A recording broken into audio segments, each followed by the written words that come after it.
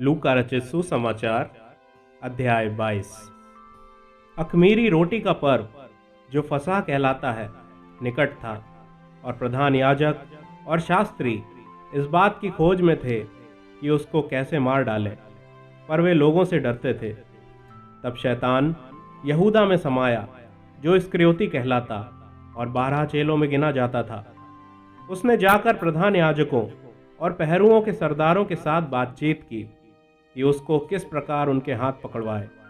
वे आनंदित हुए और उसे रुपए देने का वचन दिया। उसने मान लिया और अवसर ढूंढने लगा कि जब भीड़ ना हो तो उसे उनके हाथ पकड़वा दे। तब अख़मीरी रोटी के पर्व का दिन आया, जिसमें फसह का मेमना बलि करना आवश्यक था। यीशु ने पतरस और यूहन्ना को ये कहकर भेजा, जाकर हमारे खाने के लिए फसह तैयार करो। उन्होंने उससे पूछा, तू कहाँ चाहता है कि हम इसे तैयार करें? उसने उनसे कहा, देखो, नगर में प्रवेश करते ही एक मनुष्य जल का घड़ा उठाए हुए तुम्हें मिलेगा।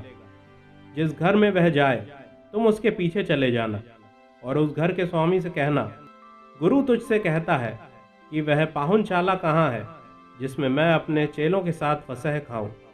वह तुम्हें एक सजी सजाई बड़ी अटारी दिखा देगा, वहीं तैयारी करना।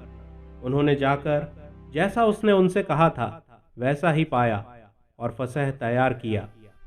जब घड़ी आ पहुंची तो वह प्रेरितों के साथ भोजन करने बैठा, और उसने उनसे कहा, मुझे बड़ी लालसा थी कि दुख भोगने से पहले ये फसह तुम्हारे साथ खाऊं, क्योंकि मैं तुमसे कहता हूं कि जब तक वह परमेश्वर के राज्य में पूरा ना हो तब तक मैं उसे कभी ना खाऊंगा।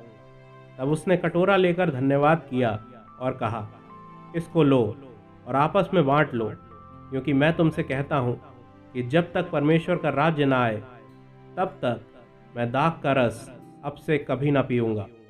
फिर उसने रोटी ली और धन्यवाद करके तोड़ी और उनको ये कहते हुए दी, यह मेरी देह है जो तुम्हारे लिए दी जाती है, मेरे स्मरण के लिए यही किया करो। इसी रीति से उसने भोजन के बाद कटोरा भी ये कहते हुए दिया, यह कटोरा मेरे उस लहू में जो तुम्हारे लिए बहाया जाता है नई वाचा है। पर देखो, मेरे पकड़वाने वाले का हाथ मेरे साथ मेज पर है, क्योंकि मनुष्य का पुत्र तो जैसा उसके लिए ठहराया गया जाता ही है, पर हाय उस मनुष्य पर जिसके द्वारा वह पकड़वाया जाता है। तब वे आपस में पूछताछ करने लगे कि हम में से कौन है जो यह काम करेगा। उनमें ये वाद विवाद भी हुआ कि उनमें से कौन बड़ा समझा जाता है। उसने उनसे कहा, अन्य जातियों के राजा उन पर प्रभुता करते हैं, और जो उन पर अधिकार रखते हैं वे उपकारक कहलाते हैं। परंतु तुम ऐसे ना होना, वरन जो तुम में बड़ा है वह छोटे के समान, और जो प्रधान है वह सेवक के समान बने। क्योंकि बड़ा कौन है, वह जो भोजन पर बैठा है या वह जो सेवा करता है? क्या वह नहीं जो भोजन पर बैठा है? परंतु मैं तुम्हारे बीच में सेवक के समान हूँ। तुम वह हो जो मेरी परीक्षाओं में लगातार मेरे साथ रहे, और जैसे मेरे पिता ने मेरे लिए एक राज्य ठहराया है वैसा ही मैं भी तुम्हारे लिए ठहराता हूँ, ताकि तुम मेरे राज्य में मेरी मेज पर खाओ पियो, वरन मेरे सिंहासनों पर बैठकर इज़राइल के 12 गोत्रों का न्याय करो। शमौन, हे शमौन, देख, शैतान ने तुम लोगों को मांग लिया है कि गेहूं के समान फटके, परंतु मैंने तेरे लिए विनती की कि तेरा विश्वास जाता ना रहे, और जब तू फिरे तो अपने भाइयों को स्थिर करना। उसने उससे कहा, हे प्रभु, मैं तेरे साथ बंदीगृह जाने वरन मरने को भी तैयार हूँ। उसने कहा, हे पतरस, मैं तुझसे कहता हूँ कि आज मुर्ग बांग ना देगा जब तक तू 3 बार मेरा इनकार न कर लेगा कि तू मुझे नहीं जानता। फिर उसने उनसे कहा, जब मैंने तुम्हें बटुए और झोली और जूते बिना भेजा था तो क्या तुमको किसी वस्तु की घटी हुई थी? उन्होंने कहा, किसी वस्तु की नहीं।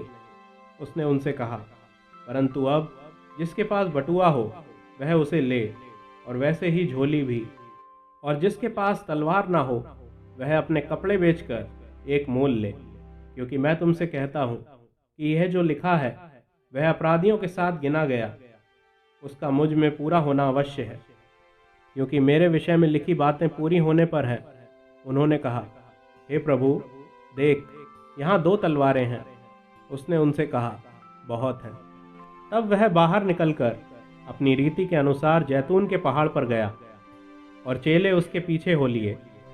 उस जगह पहुंचकर उसने उनसे कहा, प्रार्थना करो कि तुम परीक्षा में ना पड़ो।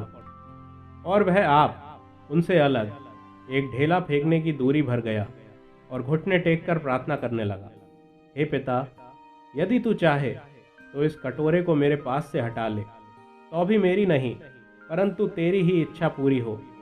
तब स्वर्ग से एक दूत उसको दिखाई दिया जो उसे सामर्थ्य देता था। वह अत्यंत संकट में व्याकुल होकर और भी हार्दिक वेदना से प्रार्थना करने लगा, और उसका पसीना मानो लहू की बड़ी बड़ी बूंदों के समान भूमि पर गिर रहा था। तब वह प्रार्थना से उठा और अपने चेलों के पास आकर उन्हें उदासी के मारे सोता पाया और उनसे कहा, क्यों सोते हो? उठो, प्रार्थना करो कि परीक्षा में ना पड़ो। वह ये कह ही रहा था कि एक भीड़ आई और उन 12 में से एक, जिसका नाम यहूदा था, उनके आगे आगे आ रहा था। वह यीशु के पास आया कि उसको चूमा ले। यीशु ने उससे कहा, हे यहूदा, क्या तू चूमा लेकर मनुष्य के पुत्र को पकड़वाता है? उसके साथियों ने जब देखा कि क्या होने वाला है तो कहा, हे प्रभु, क्या हम तलवार चलाएं? और उनमें से एक ने महायाजक के दास पर तलवार चलाकर उसका दाहिना कान उड़ा दिया। इस पर यीशु ने कहा, अब बस करो, और उसका कान छूकर उसे अच्छा किया। तब यीशु ने प्रधान याजकों और मंदिर के पहरुओं के सरदारों और पुरनियों से, जो उस पर चढ़ आए थे, कहा, क्या तुम मुझे डाकू जानकर तलवारें और लाठियां लिए हुए निकले हो? जब मैं मंदिर में हर दिन तुम्हारे साथ था तो तुमने मुझ पर हाथ न डाला, और ये तुम्हारी घड़ी है और अंधकार का अधिकार है। फिर वे उसे पकड़कर ले चले और महायाजक के घर में लाए। पतरस दूर ही दूर उसके पीछे पीछे चलता था, और जब वे आंगन में आग सुलगाकर इकट्ठे बैठे तो पतरस भी उनके बीच में बैठ गया। तब एक दासी उसे आग के उजाले में बैठे देखकर और उसकी ओर ताक कर कहने लगी, ये भी तो उसके साथ था। परंतु उसने ये कहकर इनकार किया, हे नारी, मैं उसे नहीं जानता। थोड़ी देर बाद किसी और ने उसे देखकर कहा, तू भी तो उन्हीं में से है। पतरस ने कहा, हे मनुष्य, मैं नहीं हूँ। कोई घंटे भर के बाद एक और मनुष्य दृढ़ता से कहने लगा, निश्चय ये भी तो उनके साथ था, क्योंकि यह गलीली है। पतरस ने कहा, हे मनुष्य, मैं नहीं जानता कि तू क्या कहता है। वह कह ही रहा था कि तुरंत मुर्ग ने बांग दी।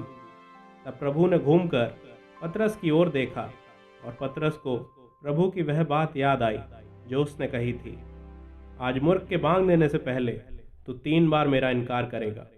और वह बाहर निकलकर फूट फूट कर रोया। जो मनुष्य यीशु को पकड़े हुए थे वे उसे ठट्टों में उड़ाकर पीटने लगे और उसकी आंखें ढांक कर उससे पूछा, भविष्यवाणी करके बता कि तुझे किसने मारा। और उन्होंने बहुत सी और भी निंदा की बातें उसके विरोध में कहीं। जब दिन हुआ तो लोगों के पुरनिये और प्रधान याजक और शास्त्री इकट्ठे हुए और उसे अपनी महासभा में लाकर पूछा, यदि तू मसीह है तो हमसे कह दे। उसने उससे कहा, यदि मैं तुमसे कहूँ तो प्रतीति ना करोगे, और यदि पूछूं तो उत्तर ना दोगे। परंतु अब से मनुष्य का पुत्र सर्वशक्तिमान परमेश्वर की दाहिनी ओर बैठा रहेगा। इस पर सब ने कहा, तो क्या तू परमेश्वर का पुत्र है? उसने उनसे कहा, तुम आप ही कहते हो, क्योंकि मैं हूँ।